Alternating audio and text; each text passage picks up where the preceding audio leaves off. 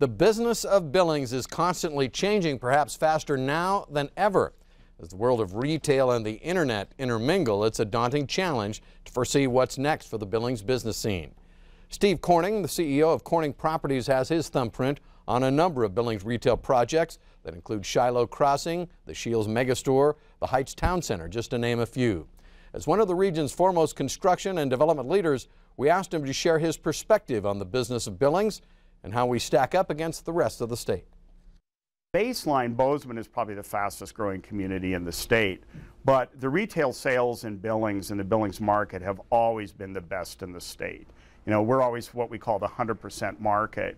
And the reason, again, is the regional trade, which is really a factor here. But, you know, Bozeman, that market is, you know, even though it's growing very rapidly, is only about 100,000. And so that takes in the outlying area, you know, we're 350 to 400,000. So we're, you know, 3.5 to 4 times the size. So, you know, when retailers come to the state, they typically want to come to Billings first because of the sales volumes. Where a place like Bozeman, which is growing so rapidly, but the cost of housing there is probably 25 to 30% higher than Billings.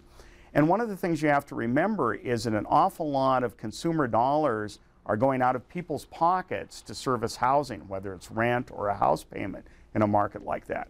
So again, the retail economy as a result can be less robust because of the cost of housing. So there's always, you know, a give and take in every equation.